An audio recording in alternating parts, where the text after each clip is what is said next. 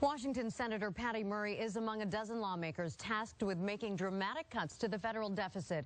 A lot of cash is at stake, and that's where politics comes into play. Lisa Sylvester follows the money trail. The Congressional Super Committee of 12 has been tasked with slicing $1.5 trillion from the deficit. Aside from feeling the pressure from their constituents, they are also under pressure from special interest groups.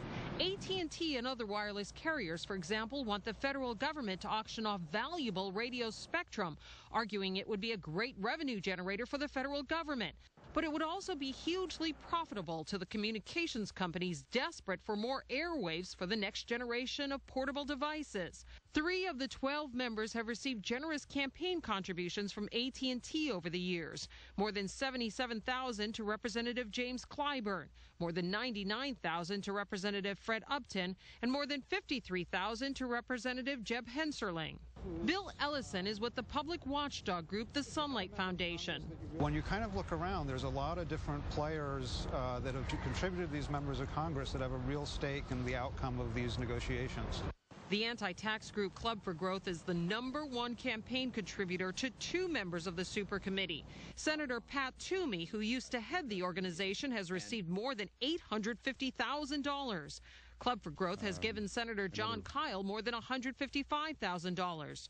Wall Street has contributed more than any other industry to the campaigns of the 12 congressional members. Multinational corporations like Boeing, Microsoft, and Ford Motor Company have also figured prominently.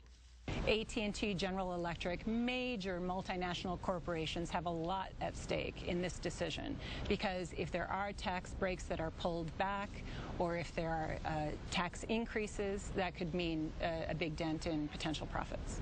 Whirlpool receives a reported $300 million in tax credits from the federal government for increasing production of high-efficiency appliances. The credit, which is set to expire in December, accounts for about 1/3 of Whirlpool's earnings this year. Whirlpool was co-founded by Representative Fred Upton's grandfather, also one of the 12 on the Super Committee. Democratic Representative Van Hollen's top 2 campaign contributors are high-powered D.C. legal and lobbying firms, Aaron Fox and Arnold & Porter. Are they beholden to these special interests? I think what's clear, though, is that all of these donors have a certain level of access to the members of Congress, especially the big donors. Members know who their biggest donors are, and they're going to be listening to these people. Well, it is speculated that members of the Super Committee could face mounds of political backlash for their decisions, and they have until November 23rd to propose ways to reduce the deficit.